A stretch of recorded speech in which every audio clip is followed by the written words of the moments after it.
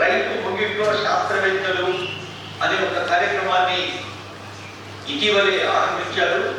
అది యావత్ దేశానికి ఒక రోల్ మోడల్గా ఉండి 1,20,000 మంది 40,000 మంది రైతులకి నాణ్యమైన విత్తనాలు అందించడం కూడా జరిగింది అని తెలియజేశారు. ఇలా వ్యవసాయ, అలాగే హార్టికల్చర్, ఇంకా పరిశ్రమలకు సంబంధించిన అధికారులు ప్రజలిస్తూ ముందుకు సాగుతుంది అని తెలియజేస్తుంది వేదిక. మొత్తం 1,600 రైతు వేదికలు ఉన్నాయి. అందులో ఒక 11 రైతు వేదికల నుంచి కొంతమంది ఎంపిక చేయబడ్డ రైతు మహిళలు, రైతన్నలు వరికి సంబంధించి, ఆయిల్ పంపుకు సంబంధించి, మిరపకు సంబంధించి, పసుపుకు సంబంధించి, అలాగే రైతు నేస్తం కార్యక్రమం మీకు ఎలా ఉపయోగపడుతుందో ప్రత్యక్షంగా ఆ విషయాన్ని గురించి కూడా మొక్కజొన్న, సోయాబీన్, మరి పప్పులు, దినుసులు వీటి గురించి మాట్లాడతారు రైతులందరూ. మరొకసారి రాష్ట్ర స్థాయిలో సేవలు అందిస్తున్న హెడ్స్ ఆఫ్ డిపార్ట్మెంట్స్ ఉన్నారు, చాలా మంది ఉన్నత అధికారులు ఉన్నారు. అందరికీ ప్రజాప్రతినిధులకు మరో స్వాగతం. ఇప్పుడు దేశీయ వీడియో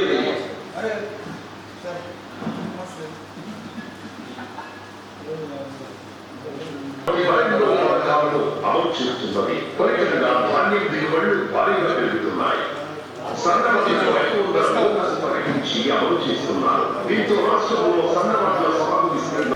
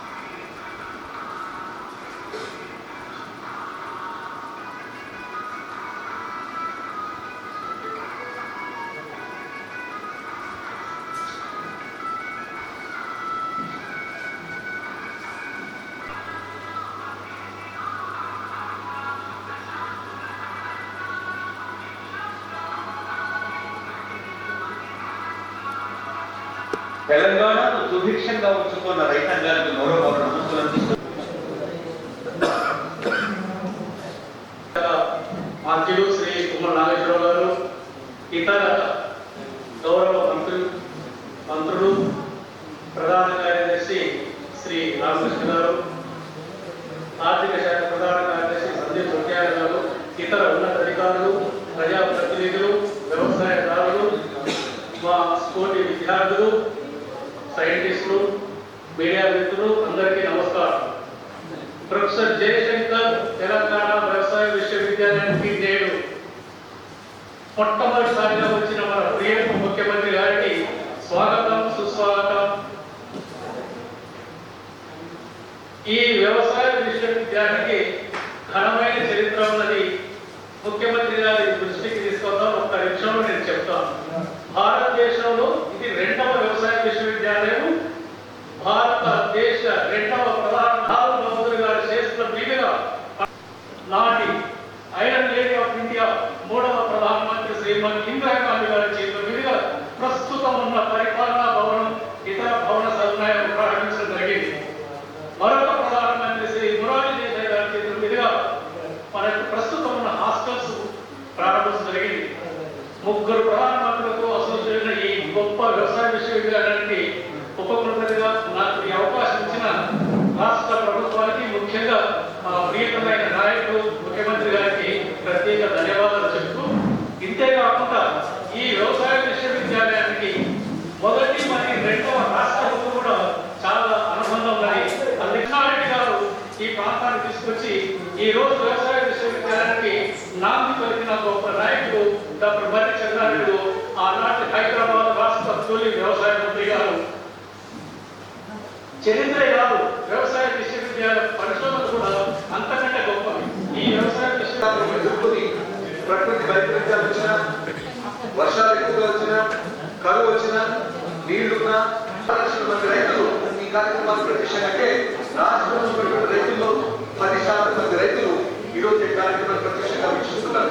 ఇంత పెద్ద కార్యక్రమంలో పాల్గొని మరి ఒకటే డైరెక్ట్ గా రాష్ట్ర పెద్ద ముఖ్యమంత్రి గారు ప్రత్యక్షంగా మాట్లాడే అవకాశం ఈ విధంగా సాంకేతిక మరింత మేలైనటువంటి పంటలు పండించి రైతుల యొక్క ఆదాయం ఎలా పెంచాలని అనేక కార్యక్రమాలు కాబట్టి దానిలో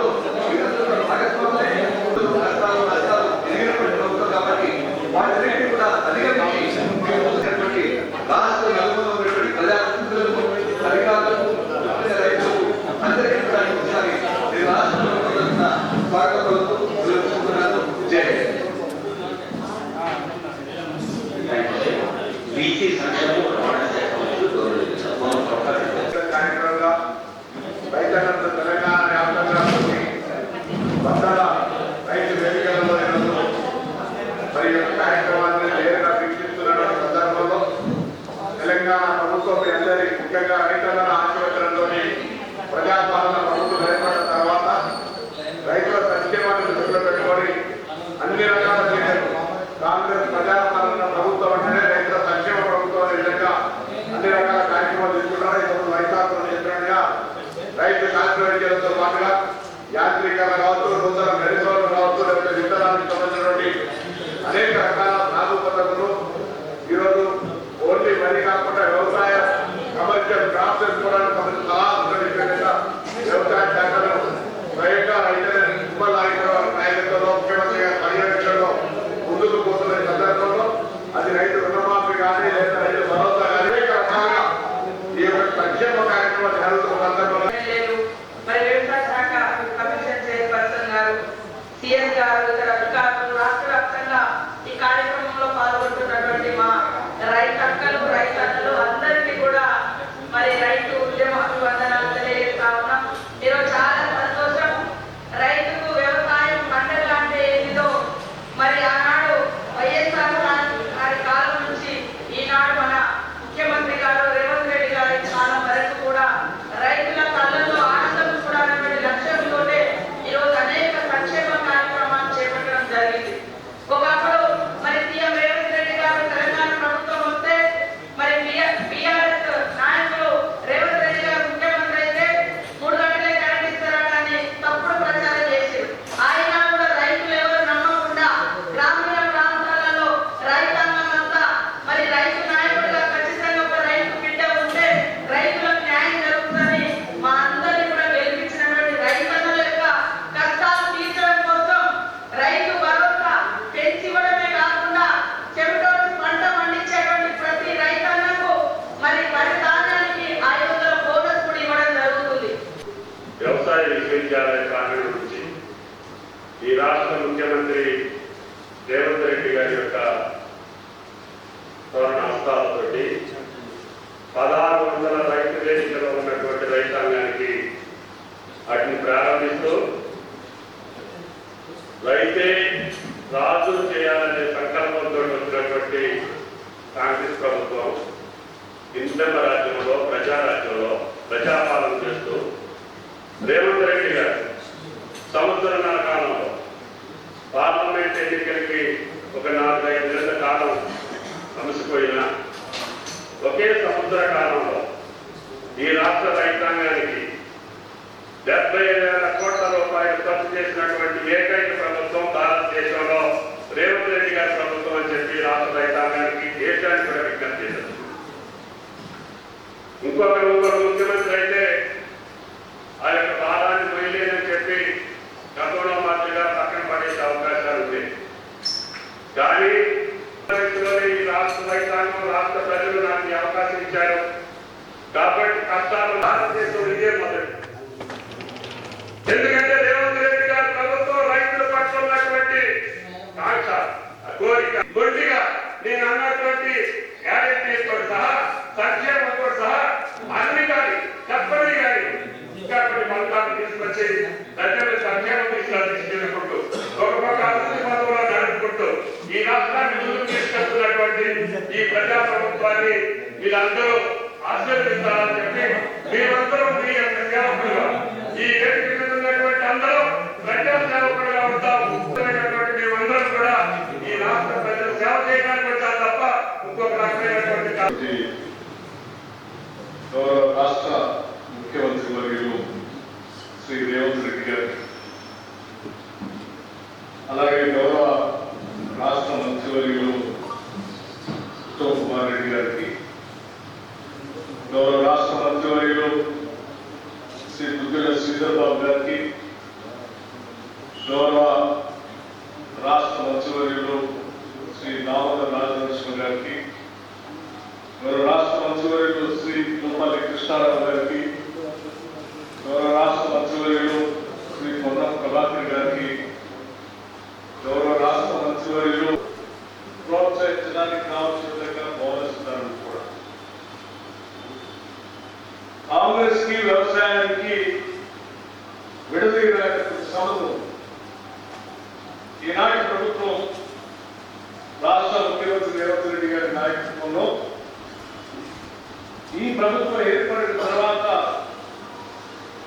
చాలా రకాలుగా ఆనాటి ప్రభుత్వం రకరకాల ప్రచారాలు కూడా చేసింది. కానీ నేను కొన్ని విషయాలు మీ అందరి దృష్టికి తీసుకొని రాదలుచుకున్నాం.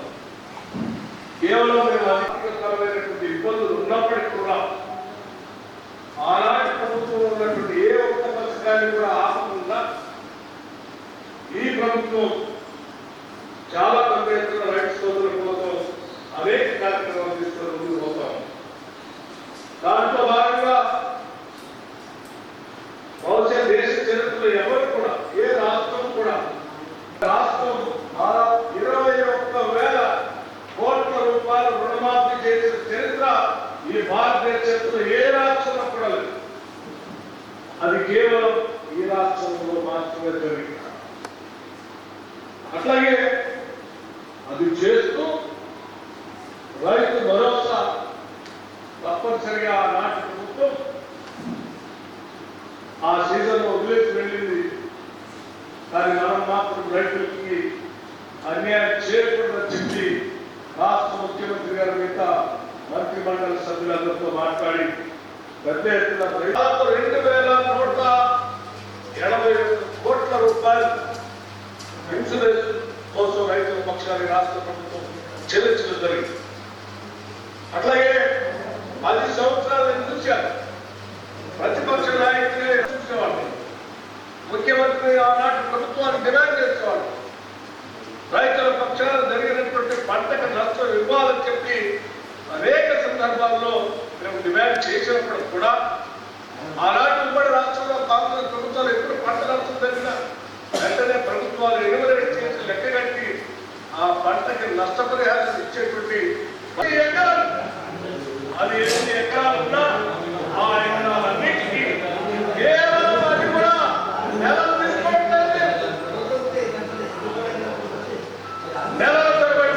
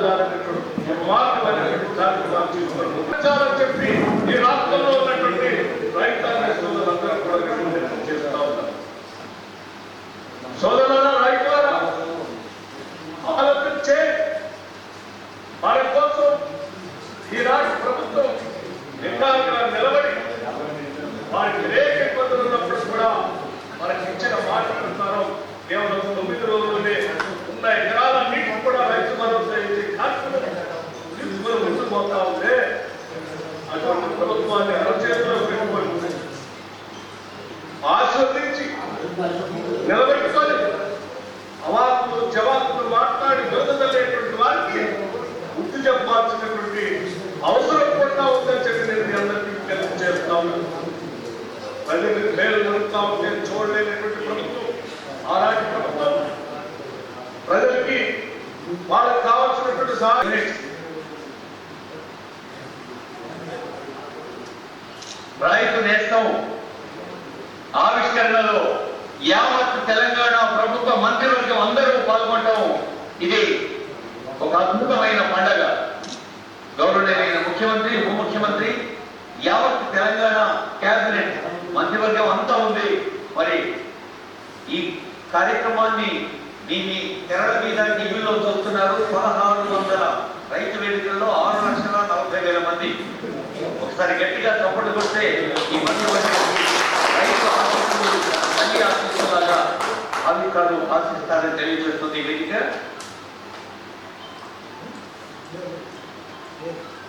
గట్టిగా అందరూ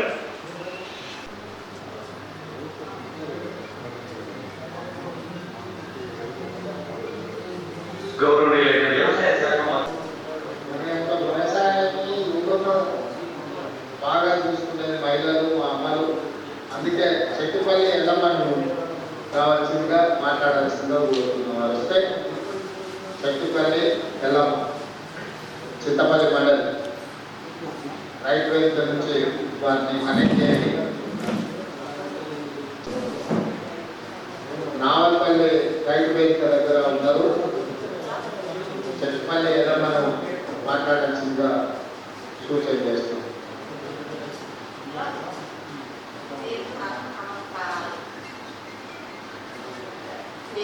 సౌండ్ పెంచాలి. ఇక్కడ ఉన్న వాళ్ళందరూ తీయాలి, నాకే కాదు. ఏమైనా నమస్కారం బాగున్నావా? రైతులందరికీ నా యొక్క నమస్కారాలు. సేమ్ సాంగ్లో నమస్కారం చెప్పు. 6,40,000 మంది తిరిగాలి మాట్లాడేది. అందరికీ నమస్కారాలు. రైతులందరికీ సేమ్ సాంగ్ అందరికీ నమస్కారాలు. నా పేరు పిక్కన్ రాయమ్మ. మా ఊరు నసల్లపల్లి, చింతపల్లి మండల్, నల్గొండ జిల్లా. 4 ఎకరాలు ఉంది నాకు. వ్యవసాయం చేసిన పోయిన ఆనకాల సన్నొట్టు పెట్టిన 8 పుట్లు అయినాయి, 8 డబ్బాలు అయినాయి సార్. సన్నొట్లు వేస్తే రైతు అది బోనస్ పడ్డా సార్. బోనస్ రైతు రుణమాఫీ 1,80,000 మాఫీ అయింది. మళ్ళా ఎమ్మెల్యే సార్ ఇవ్వమంటే నాకు రుణం తీసుకోవచ్చని మాకు రైతు ఇచ్చారు. మళ్ళీ రుణం తీసుకున్నాం. మా కుటుంబానికి మంచిగా ఉన్నాం. మేము కొన్ని బాధలు కూడా తీసుకున్నాం. మాకు రుణమాఫీ అయింది. మేము మంచిగా ఉన్నాం. మా సార్ ఎప్పుడైనా మాకు అన్ని కలిపియాలని ఎంత బోనస్ పైసలు ఎన్ని వచ్చినాయి? 15,000 15,000 బోనస్ వచ్చిందా? వచ్చింది సార్. మరి రైతు భరోసా కంటే కూడా ఎక్కువ వచ్చినది నీకు బోనస్. రైతు భరోసా 3 ఎకరాలు ఉంటారు. 15,100 రూపాయలు వచ్చినాయి సార్. అది వచ్చింది. బోనస్ 15,000 వచ్చింది. 15,000 వచ్చినాయి సార్. 30,000 మాఫీ వచ్చింది. కూడా అయింది సార్. మళ్ళీ కూడా తీసుకున్నాం. ఎంతమంది పిల్లలు వెళ్ళమ్మా నీకు? ఎల్లమ్మ కాదు సార్, నా పేరు రానమ్మ, బిక్కెన్ రానమ్మ. 10 12 బాగా చదివి భవిష్యత్తు ఉంటుంది. ఓకే తల్లి, ఓకే మంచిదమ్మా, మంచి సందేశం. తుమ్మల నాగేశ్వరరావు గారు, మంత్రులు మరియు ప్రజాప్రతినిధులు, పత్రికా విలేకరులు, నాకు రైతాంగం అందరికీ నా నమస్కారాలు తెలియజేస్తున్నాను సార్. మేము మాట్లాడే విషయం ఏమిటంటే, రాష్ట్ర వ్యవసాయ శాఖ మంత్రి గారు ప్రవేశపెట్టినటువంటి రైతు నేస్తం అనే కార్యక్రమంలో మొదటి నుంచి 57 ఎపిసోడ్స్ అయిపోయి ఈరోజు 58వ ఎపిసోడ్ కూడా అర్జెంట్ కాకుండా ఇక్కడికి వచ్చి నేను ఈ వ్యవసాయ విజ్ఞానాన్ని వింటున్నాను సార్. దీంట్లో మన వ్యవసాయ శాస్త్రవేత్తలే కాకుండా మరి దీని అనుబంధ శాస్త్రవేత్తలు మరియు ఇంకా అనేక రంగాల అభ్యుదయ రైతులు కూడా వారి చేత కూడా తెప్పించారు. దీనివల్ల మాకు ఎంతో ఆర్థిక శాఖ మీరు తీసుకుంటారు. ఏమున్నాయి మొత్తం కబడ్డీలకే ఇస్తాం. పంటలు కూడా బాగా పండింది. మంచిగా అందరూ రైతులను మంచిగా చూసుకోండి, సరేనా? సరే మంచిగా రాపిస్తాం. వాళ్ళందరికీ, మా ఆఫీసర్లకు అందరికీ నేను ధన్యవాదాలు చెప్తున్నా. ఏమైనా తప్పుంటే క్షమించాలి. అయ్యా నేను నాకు 3 ఎకరాల భూమి ఉన్నది, ఎక్కువ లేదు. నేను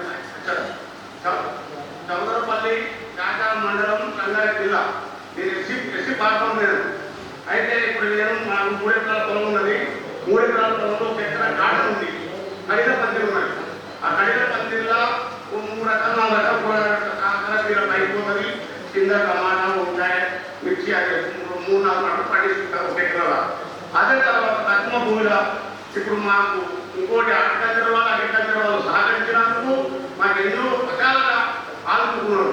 అన్ని రియల్ ఎస్టేట్ లేఅవుట్ ప్లాట్లని మళ్ళా మన చుట్టుముట్టు సిటీ చుట్టుముట్టు కూరగాయలు పండించినప్పుడే లాభసాటి వ్యవసాయం అవుతుంది. ఈ సిటీ చుట్టుముట్టుతో మంచి ద్రాక్ష తోటలు కానీ మంచి పండ్ల తోటలు పెట్టుకుని కూరగాయలు పెట్టుకుని 100% పెద్ద మనిషి చెప్పినట్టు ప్రభుత్వం మిమ్మల్ని ఆదుకుంటుంది. మిమ్మల్ని మంచిగా ముందుకు నడిపించేటట్టు అందరూ ఒకే పండిస్తే కూడా తినటోళ్ళు కష్టమవుతుంది. మిగతా పంటలు కూడా వాటి మనం తినడానికి ఏమేమి అవసరం ఇవాళ కందిపప్పు కానీ పెసరపప్పు కానీ పల్లీలు కానీ లేకపోతే ఈరోజు మొక్కజొన్నలు కానీ ఇవన్నీ మంచి ధరలు వచ్చే పంటలు. ఇవాళ మిల్లెట్స్ అని కైట్ అని ఎక్కడెక్కడి నుంచో తెచ్చుకుంటున్నారు. ఎందుకంటే మన తాత ముత్తాతని మిల్లెట్స్ అన్ని పండించేదా అందులో పెసర్ అంటే మిల్లెట్స్ కదా. ఇప్పుడు అవి చిన్నగా వదిలి ఈ అగ్రికల్చర్ యూనివర్సిటీ వాళ్ళు అందరూ వీళ్ళ గ్రామాలకు వెళ్ళి రైతులకు అందరికీ మీకు చదువుకున్న విజ్ఞానం అంతా వాళ్ళకి నేర్పిస్తే మళ్ళీ వ్యవసాయం మంచిగా చేయొచ్చు.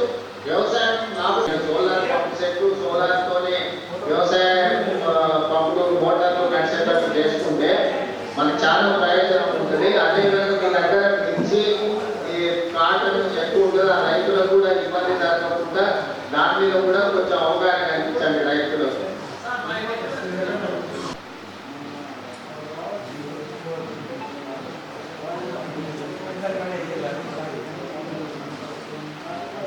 సభాధ్యక్షులు పెద్దలు వ్యవసాయ శాఖ మంత్రులు తుమ్మల నాగేశ్వరరావు గారు, ఈ కార్యక్రమానికి నాతో పాటు ముఖ్య అతిథులుగా విచ్చేసిన మిత్రులు ఉప ముఖ్యమంత్రి వర్యులు పట్టి విక్రమార్క గారు, అగ్రికల్చర్ యూనివర్సిటీ వైస్ ఛాన్సలర్ కలాస్ దానే గారు, వ్యవసాయ శాఖ కమిషన్ చైర్పర్సన్ కోదండ రెడ్డి గారు, అదేవిధంగా ప్లానింగ్ కమిషన్ వైస్ చైర్మన్ పెద్దలు ఈ అగ్రికల్చర్ యూనివర్సిటీ పూర్వపు విద్యార్థి డాక్టర్ జి చిన్నారెడ్డి గారు, అదేవిధంగా వేదిక మీద ఉన్న ప్రజాప్రతినిధులు, ఈ ఆడిటోరియంలో ఉన్న రైతాంగ మిత్రులు, 1600 రైతు వేదికలలో దాదాపుగా 6,40,000 మంది రైతులు ప్రత్యక్షంగా ఈ రైతు భరోసా పండుగ కార్యక్రమాన్ని ప్రత్యక్షంగా వీక్షిస్తూ ఇందిరమ్మ రాజ్యంలో ప్రజా ప్రభుత్వం రైతులు రాజుగా చేయడమే కాదు వ్యవసాయాన్ని పండుగ చేయాలన్న ముక్కు సంకల్పంతో చేస్తున్న ప్రయత్నాన్ని ఆశీర్వదించడానికి ఇచ్చేసిన రైతాంగ సోదరులందరికీ ఎవరు ప్రభుత్వాన్ని ఏర్పాటు చేయాలన్నా రైతుల యొక్క ఆశీర్వాదం రైతులు చేయిందని అందించకపోతే ఎవరు అధికార పీఠంలో కూర్చోలేరు అని చెప్పి వేదిక మీద నేను ఖచ్చితంగా చెప్పదలుచుకున్నా. ఈనాడు ఎవరు ఎమ్మెల్యే అయినా ఎమ్మెల్యే సంగతి పక్కన పెట్టండి, వార్డు మెంబర్ కావాలన్నా సర్పంచ్ కావాలన్నా శాసనసభలో ప్రాతినిధ్యం వహించాలన్నా పార్లమెంట్కి వెళ్ళాలన్నా ఏ రాష్ట్రానికి ముఖ్యమంత్రి కావాలన్నా రైతు అండగా నిలబడాలి. ఆ రైతుల ఆశీర్వాదం ఉన్నప్పుడే మన గురించి పదిలంగా మాట్లాడుతున్నాడు. మిత్రులారా, ఈనాడు చాలా మంది చాలా విషయాలు మాట్లాడుతున్నారు. చాలా విషయాలు మాట్లాడే వాళ్ళకు అవకాశాలు రాని వాళ్ళు కాదు. ఆనాడు ఉమ్మడి రాష్ట్రంలో డాక్టర్ వైఎస్ రాజశేఖర రెడ్డి గారి మంత్రివర్గంలో మంత్రులుగా పనిచేసి ప్రభుత్వాన్ని నడిపిన వాళ్ళే.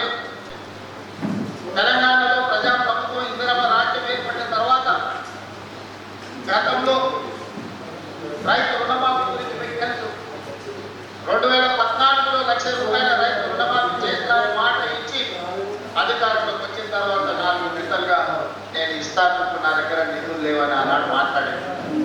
4 విడతలుగా అసలు కంటే వ్యక్తి తడిసి మోకడై ఎత్తు మీద అప్పు చేతులు చిప్పవచ్చే పరిస్థితి రైతులకు ఏర్పడ్డది. ఆనాడు రైతు రుణమాఫీ చేస్తాం.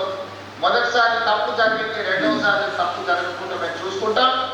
₹1,00,000 రైతు రుణమాఫీ చేస్తామని 5 సంవత్సరాల తర్వాత వెనక్కి తిరిగి చూస్తే ₹11,500 రైతు రుణమాఫీ చేస్తే చిల్లర మాత్రమే ఆనాడు రైతులు రుణమాఫీ చేసేది. 2 విడతలుగా మొత్తం లెక్క కడితే 10 సంవత్సరాలు 2 విడతలు ఆనాటి ప్రభుత్వం రైతులకు సరాసరిగా అందించింది 16,000 కోట్ల రూపాయలకు ఎక్కువ ఇవ్వలేదు. కానీ మొదటి సంవత్సరంలోనే ప్రజాప్రభుత్వం మీ ఆశీర్వాదంతో వచ్చిన తర్వాత ఎన్నో ఇబ్బందులు ఉన్నారైనా కోరుకోలేని పరిస్థితికి తెలంగాణ రాష్ట్రాన్ని నెట్టేసింది. ఆనాడు ఫీజు రియంబర్స్మెంట్ కావచ్చు, రైతు రుణమాఫీ కావచ్చు, రైతుల గిట్టుబాటు ధర కావచ్చు, ఏ విషయంలో అయినా ఆనాడు తెలంగాణ రాష్ట్రంలో ఆర్థిక విధ్వంసానికి పాల్పడి మాత్రమే అప్పుడుగానే అబద్ధాలు చెప్పి కట్టుకుంచి మన గ్రామాలలో చూసినాం. అప్పులకు కూరుకుపోయిన పిల్లగానికి పిల్లలు ఇవ్వాలంటే మాకు అప్పులు లేవా, ఆర్పాటంగా మాకు పెద్ద పెద్ద కార్లు ఉన్నాయి, పెద్ద పెద్ద బట్టలాలు ఉన్నాయి, అద్దాల మేడలు ఉన్నాయి. ఈ అద్దాల మేడలు చూసి మా పెద్ద కార్లను చూసి మాకు పిల్లలు ఇవ్వండి అని చెప్పి ఊరు మీద కట్నాన్ని ఎక్కువ తెచ్చుకున్నట్టు మన గ్రామాలలో చూసాం. అదే విధానాన్ని ఆనాటి ప్రభుత్వంలో పెద్దలు పెద్ద పెద్ద బంగ్లాలు కట్టిరు, అద్దాల మేడలు కట్టిరు, రంగుల గోడలు చూపించింది. కానీ రైతుల యొక్క ఆర్థిక వ్యవస్థ చిన్నాభిన్నం అయిపోయింది. విద్యార్థుల ఫీజు రియంబర్స్మెంట్ ఇవ్వలేని పరిస్థితి, రైతులకు రుణమాఫీ చేయలేని పరిస్థితి, రైతులు పండించిన పంటను కొనుగోలు చేయలేని దివాలా పరిస్థితి తెలంగాణ రాష్ట్రంలో ఉంది. మేమే సత్రం కట్టలేదా రైతులకు పండించిన పంట కొనాలంటే 7,000 కోట్ల రూపాయల నష్టం వచ్చింది. మేమెందుకు కొంటాం? ఓరేసుకుంటే మీరు ఉరేసుకున్నట్టే ఆనాడు చెప్పిన మాట వాస్తవం కాదా అని మిమ్మల్ని అడుగుతున్నాం. మిమ్మల్ని అందరికీ ఒరేసుకుంటే మేము కొనుగోలు చెయ్యం. ఒకవేళ మీరు ఒరేసుకొని చావాల్సిందే అని రైతులకు చెప్పి స్వయంగా వాళ్ళ వ్యవసాయ భూమిలో మా భూమిలో 150 ఎకరాలలో ఒట్టు పట్టిస్తే అవి మొత్తం తీసుకొచ్చి బహిరంగంగా పెట్టిన ఆనాడు వాళ్ళ పొలంలో పండించిన ఒట్టకు 4,200 రూపాయలు ధర ఇచ్చి కొనుగోలు చేసుకోవాల్సి వచ్చింది. మరి మనం పండించిన పంట 200 తక్కువైనా 2,000 మేము అమ్ముతాం అంటే కొనేటోళ్ళు లేరు. మేము ఐక్యటి కేంద్రాలు తెరవమని చెప్పి ఆనాటి పరిస్థితి, ఆనాటి ప్రభుత్వం రైతులకు పంగనామాలు పెట్టే పరిస్థితి తీసుకొచ్చింది. ఇవన్నీ ఇంకా మర్చిపోలేదు. ఇప్పుడే ఆనాటి గాయాలు మారిపోలేదు. అయినా అలాంటి పరిస్థితుల్లో తెలంగాణ రాష్ట్రంలో ప్రభుత్వాన్ని ఏర్పాటు చేసి ఆనాడు స్పష్టంగా చెప్తున్నాం, మీరు వరి పంటలు కనీసం మద్దతు ధర తీసుకొచ్చి రైతు పండించిన పంటకు దళారుల చేతిలో మోసపోకుండా ఈ రోజు కనీసం మద్దతు ధర అందించి రైతు పండించిన పంట కొనుగోలు చేసే బాధ్యత మాది అని చెప్పి ఈ రోజు కాంగ్రెస్ ప్రభుత్వం ముందు నిలబడి మొదటి విడతగా పంట కొనుగోలు చేసినాం. 2వ విడతకు వచ్చినప్పుడు నేను చెప్పిన పెద్ద ఉత్తమ్ రెడ్డి గారితో మాట్లాడి, అన్న దొడ్డు బియ్యం దిక్కలేదు, ఈరోజు గ్రామాలలో చైతన్యం వచ్చింది. రైతులు స్వయంగా 10 రూపాయలు ఖర్చు అయినా కూలిపోయి ఉపాధి హామీ కూలి చేసుకున్న పేదలు కూడా ఈరోజు సన్న బియ్యంతో ముక్కడు అన్నం తింటున్నారు. సన్న బియ్యం మనం ఇవ్వాలి, సన్న బియ్యం ఇవ్వాలి అంటే మన రైతులు సన్న ఒడ్లు పండించాలి. ఎందుకంటే తెలంగాణలో పండించే ఒడ్లు నాణ్యమైనవి, శ్రేష్టమైనవి. కానీ దొడ్డు బియ్యం పండిస్తే దొడ్డు బియ్యం తినే పరిస్థితి లేదు. మనము రేషన్ షాపులలో దొడ్డు బియ్యం ఇస్తే మళ్ళీ నిల్వలు కొడుతుండ్రు, లేకపోతే కోళ్ళ దానాకు పోతున్నాయి. దొడ్డు బియ్యం ఇయ్యలు, సన్న బియ్యం ఇవ్వాలి అని చెప్పిన. మరి ఏం చేయాలి? సన్న బియ్యం ఇవ్వాలి అని అంటే నేను చెప్పిన మీరు రైతులకు విజ్ఞప్తి చేయండి. నేను చేస్తాం, మీరు చేయండి. ఉప ముఖ్యమంత్రి గారు చేస్తారు, వ్యవసాయ శాఖ మంత్రి గారు చెప్తారు. రైతులకు సన్న వడ్లు పండిస్తే 500 రూపాయల బోనస్ ఇచ్చి ఆ వడ్లను కొంటాము.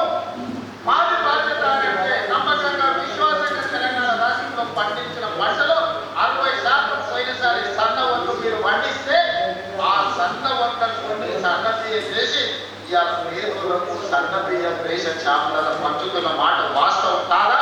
6,40,000 కుటుంబాలు ఈరోజు రైతు వేదికలలో ఉన్నారు. ఇవాళ పిల్లలకు రేషన్ షాపులో మా ప్రభుత్వం ఇస్తున్న సన్న బియ్యంతో అన్నం నమ్మకంతో, విశ్వాసంతో బోనస్ ఇస్తారో ఇవ్వరో అని అనుమానం ఉన్నా మీరు సన్న ఒడ్లు పండించింది కాబట్టి ఆ సన్న ఒడ్లు ఇవాళ బియ్యంగా మారి పేదోళ్ళ కడుపు నింపుతున్నది అని అంటే రైతులు చేసిన ధైర్యం.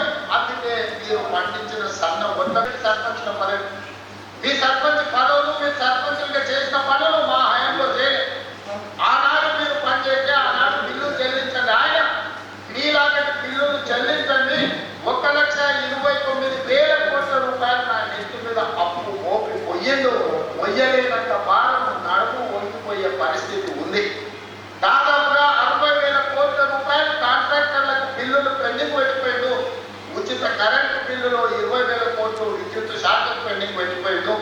ఇట్లా చెప్పుకుంటూ పోతే ఫీజు రియంబర్స్మెంట్, షాదీ ముబారక్, కళ్యాణ లక్ష్మి, ప్రతి దగ్గర దొరికిన కాడల్లా అప్పు చేసిండు, అందిన కాడల్లా టోపీ పెట్టిండు. మొత్తానికి 8,29,000 కోట్ల రూపాయల అప్పు నా నెత్తి మీద మోపి బండి విక్రమార్క గారు నడుము వంగిపోయే పరిస్థితి రాష్ట్ర వ్యవస్థను, ఆర్థిక వ్యవస్థను మాకు అప్పచెప్పింది. ఇన్ని అప్పులు, ఇన్ని తప్పులు చేసి ఇంకా ఇవాళ రోడ్ల మీదకి వచ్చి అడ్డమైన మాటలు మాట్లాడుతున్నారు. ఇవాళ వాళ్ళు చేసిన అప్పులను, వాళ్ళు చేసిన తప్పులను సరిదిద్దడానికి రోజు 18 గంటలు పనిచేసిన సరిపోని పరిస్థితి. ఈ నేపథ్యంలో ఈరోజు సర్పంచ్ ఒక పక్కన ఫీజు రియంబర్స్మెంట్, ఇంకొక పక్కన ప్రభుత్వ ఉద్యోగులకు పాపం 35 ఏళ్ళు కష్టపడి ఉద్యోగాలు చేసి వాళ్ళు రాష్ట్ర పైసలు, వాళ్ళకు రిటైర్మెంట్ బెనిఫిట్స్ ఇవాళ 12,000 కోట్ల రూపాయలు బకాయిలు వెళ్ళిపోయింది. ఎవరైనా నమ్మకంగా ప్రభుత్వం దగ్గర పనిచేసి 35 సంవత్సరాల తర్వాత రిటైర్ అయిపోతే రిటైర్మెంట్ బెనిఫిట్స్ ఇవ్వాల్సిన పరిస్థితి ఈరోజు రాష్ట్ర ఆర్థిక వ్యవస్థ దెబ్బతిన్నది. ప్రభుత్వ ఉద్యోగస్తులకు ఒకప్పుడు ప్రభుత్వ ఉద్యోగస్తులకు మొదటి తారీఖు నాడు రిజర్వ్ బ్యాంక్ నుంచి సరాసరి వాళ్ళ ఖాతాలోకి జీతాలు లేదు. గత ప్రభుత్వంలో విడతల వారికి ఇన్స్టాల్మెంట్ జీతాలు ఇవ్వాల్సిన పరిస్థితి నుంచి మొదటి తారీఖు నాడు జీతాలు ఇచ్చే పరిస్థితికి మనం తీసుకొచ్చింది. ఒక్కొక్కటిగా సరిదిద్దుతున్నాం, ఒక్కొక్క వ్యవస్థను ప్రక్షాళన చేస్తున్నాం. ఈ రోజున్న కష్టాలకు ప్రభుత్వ ఉద్యోగులకు రిటైర్మెంట్ బెనిఫిట్స్ ఇవ్వాలంటే కష్టంగా ఉంది.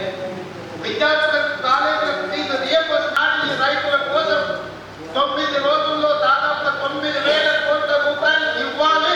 అగ్రికల్చర్ యూనివర్సిటీలో మీతో కలిసి ఈ రైతులకు వ్యవసాయం దండగ కాదు, వ్యవసాయం పండుగ చెయ్యాలి.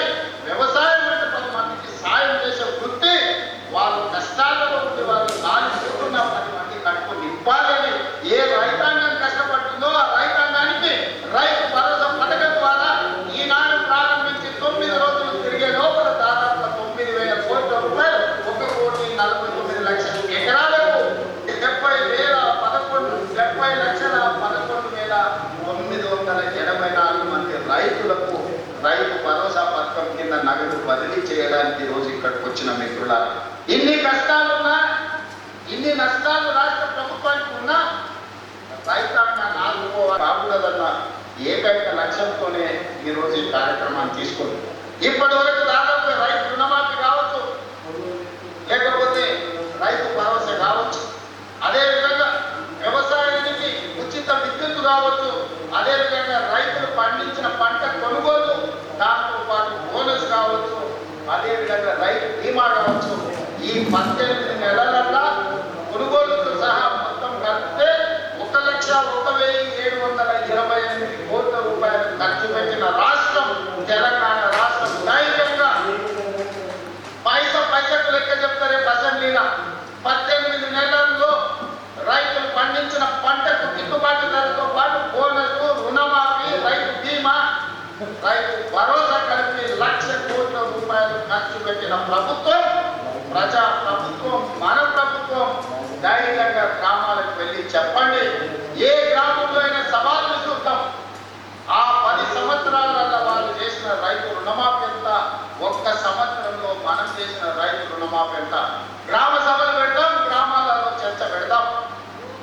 ఆనాడు వాళ్ళు పండించిన పంట కొనుగోలు చేయడానికి ఐకేపీ కేంద్రాలు తెరవకపోతే ఈరోజు 8,000 పైచీలకు ఐకేపీ కేంద్రాలు తెరవడమే కాదు, 48 గంటలు తిరిగే లోపల ఉత్తమ్ కుమార్ రెడ్డి గారు ఏ రైతు పంట అమ్ముకున్నాడో అతని ఖాతాలో నగదు బదిలీ చేయడమే కాదు, 5 కోట్ల రూపాయల బోనస్ ఇచ్చి ఇవాళ రైతుల ఆత్మగౌరవం పెంచే విధంగా ఈరోజు రాష్ట్ర ప్రభుత్వం ప్రయత్నం చేస్తుంది.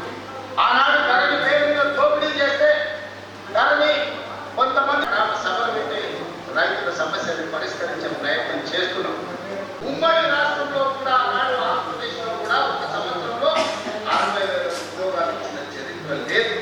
అనుభవంలో వ్యవసాయ కుటుంబంలో 4 ఉంటే ఒకరు కుటుంబాన్ని ఒకరు వ్యవసాయం చేయాలి, ఒకరు ఉద్యోగం చేయాలి, ఒకరు వ్యాపారం చేయాలి. అప్పుడే ఆ కుటుంబం ఆర్థికంగా నిలబడుతుంది, అప్పుడే రాష్ట్రం అభివృద్ధి పదం వైపు నడుస్తుంది. రాబోయే 10 సంవత్సరాలలో తెలంగాణ ఎకానమీని $1 ట్రిలియన్ ఎకానమీ చేయాలంటే వ్యవసాయం లాభసాటిగా మారాలి. దగ్గర వేలాది ఎకరాలు ఉంటే అగ్రికల్చర్ సీలింగ్ యాక్ట్ తీసుకొచ్చి ఆ భూములన్నీ తీసుకొచ్చి